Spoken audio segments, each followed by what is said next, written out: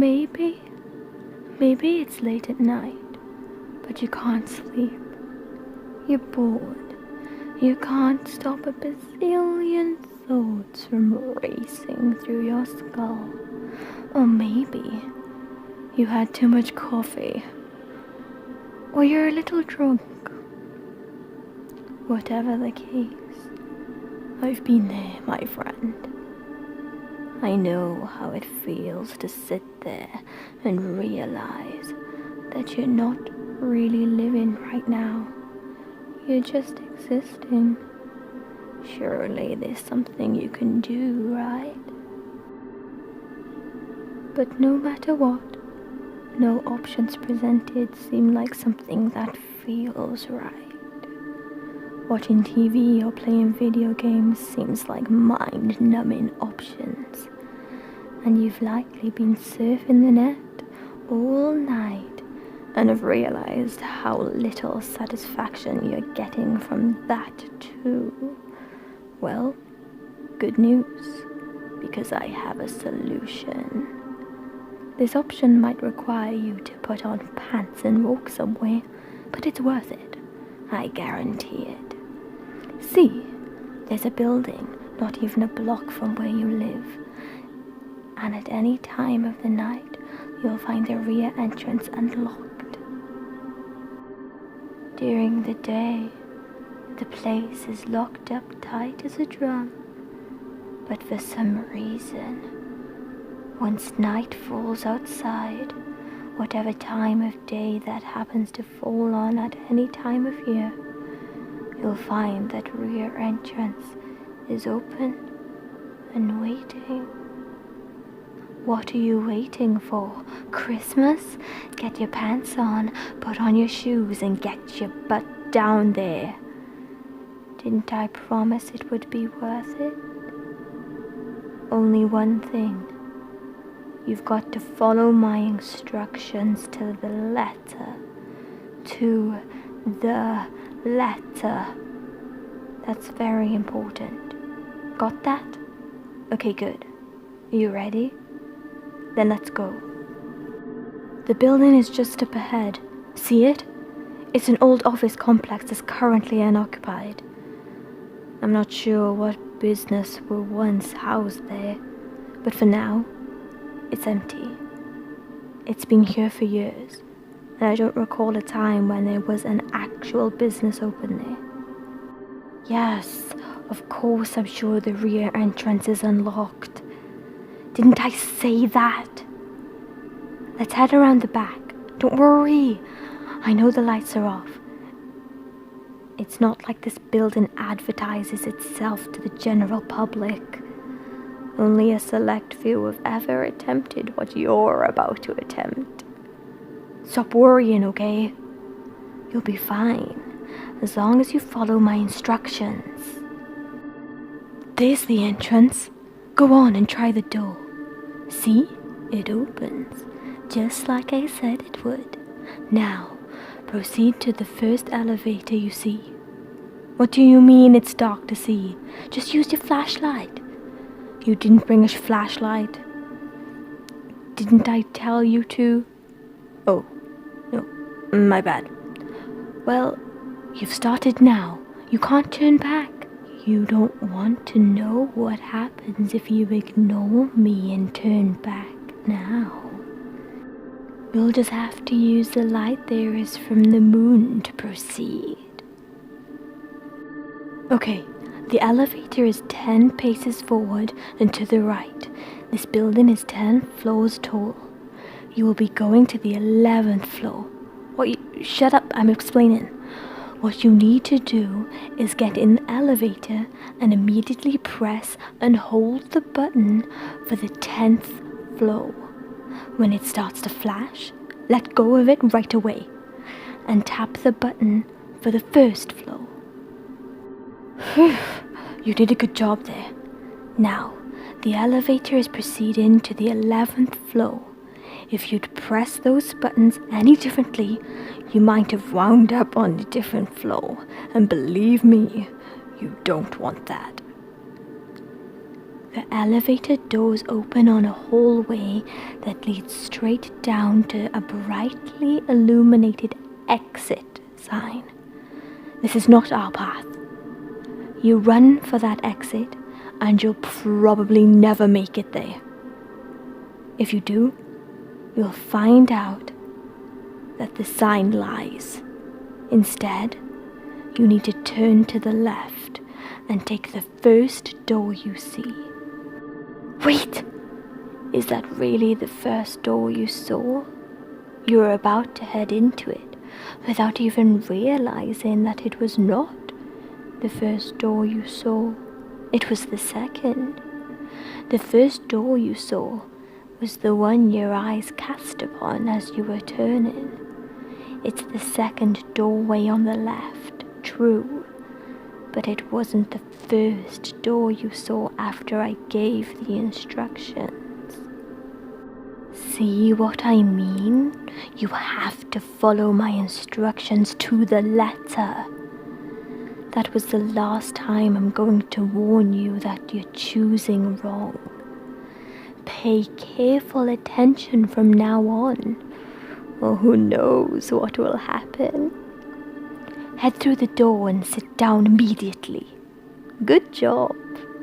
You apparently understand now.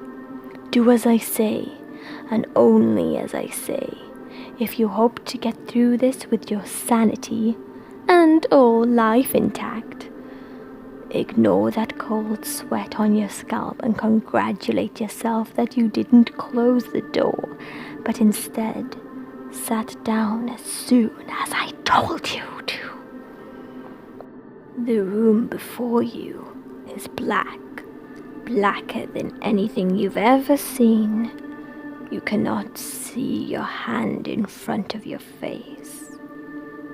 You need to sit there, perfectly still, not moving a muscle, until I say move. Count your heartbeats.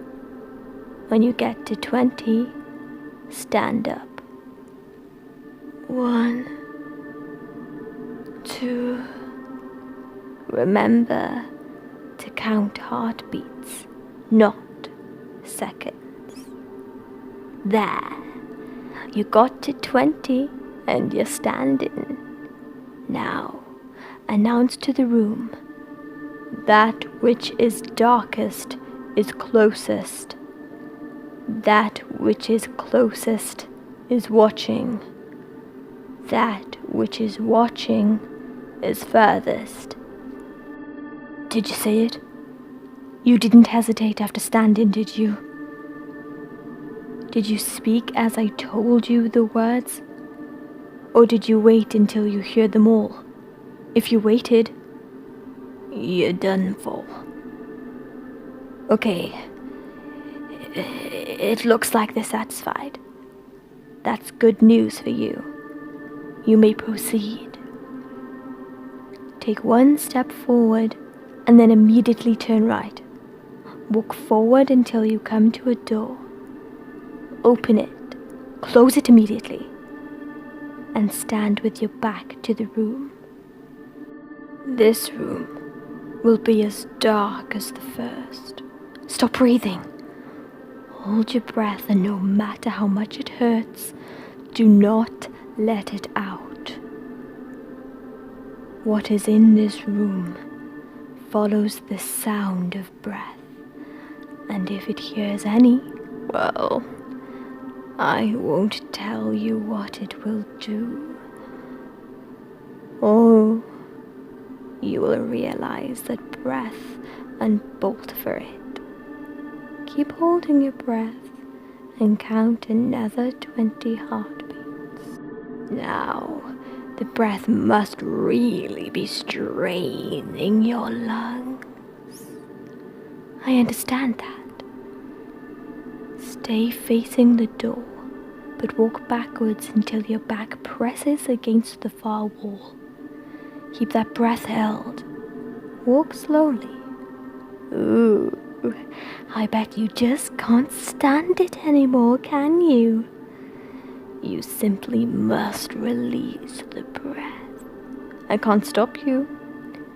all I can do is remind you that you are not alone in this room, and breathing would be so much worse than simply keeping your breath held. Face the far wall. Without looking, feel for a door handle. Open it, step through and close it. Now release that breath. Feels good now, doesn't it?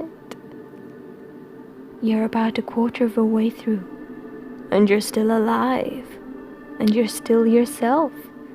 You're doing quite well so far. The room you are now standing in is not dark as the others have been. It's lit by a small fire on the far end. A huddled figure is sitting by that fire. Don't turn around!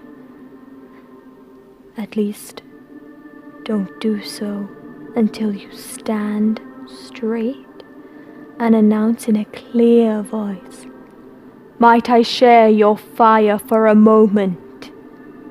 Now wait, count your heartbeats again. If you get to 10, and if you had nothing, hold your breath again and run back through the door you came in through without looking back. There. Was that a soft grunt? Did it come from the figure? Be careful. Think hard about it.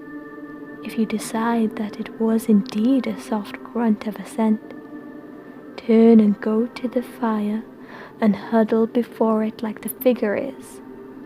While walking, you likely notice that there are 5 doors in this room, including the one you came through. Huddle on the opposite side of the fire as the figure, but make sure you huddle yourself in the same position. Never look directly at it. You won't like what you see. Now, you may ask it any question you want to. Here's the catch. If it's the wrong question, you'll be stuck huddled in this position while it can get up and leave. Most people ask it which door to take. Good. You're asking him which door to take. And if you listen, he will tell you that it's the right-hand door closest to the one you came in. Don't get up yet! Consider the fact that this figure is not your friend. It doesn't know you, and it probably doesn't like you very much. Could it have lied? Maybe you should take exactly the opposite door it suggested. Or maybe this creature cannot lie, and you should listen to it. No, don't ask me. I truly don't know. One of these doors is the right one, but it's never the same door. You get to choose whether you believe the figure or not. Seems like you've chosen to listen to it. Let's see what happens. Wow! Looks like today's your lucky day. You're doing very well so far. You find yourself in another long hallway. This one is longer and much, much darker. There are 2 doors at the end. If you walk straight to those doors, you will be forced to choose one. And neither is marked. You can feel that presence, can't you? The one that's right behind you. You can feel its breath on your neck. You can sense how close it is. The hairs on your neck prick up. It's going to follow you. If you look around, you will regret it. Don't speak to it. Don't acknowledge it in any way. Just walk. Walk until you hear whispering. If I were you, I would pay attention to that whispering. Not so much what's being said, as which door it's coming from. You're hearing it now, aren't you? Yes, just right there to the right. You stopped as soon as you heard it. You're still listening. You're doing so well. Yes, it's still there. And yes, you still need to ignore it. Turn to the door you hear it coming from and walk straight towards it. Place your hand on the knob. Now, here's where things get complicated. On the other side of that door is whatever you're picturing in your head when you turn the knob. So it's important, vital, that you do not think of the thing you fear the most. You know that thing that sometimes keeps you up at night because you're certain that if you close your eyes it will come for you? You know that creeping feeling you get when you think someone's watching you? That idea or thought that your deepest, darkest nightmares try to hide from you? I'm warning you. If you're thinking about it, stop. Don't turn that doorknob until you've cleared it from your mind. Are you still thinking about it? Are you? Aren't you? The presence behind you is getting closer. You have 3 ways out of this. You can run for the 2 doors at the end and accept whatever fate lies beyond them. You can let the presence behind you catch you and do whatever it's going to do. Or you can stop thinking about your fear right now and open that door. Whatever your choice, you're not bored anymore, are you? Told you it was worth it.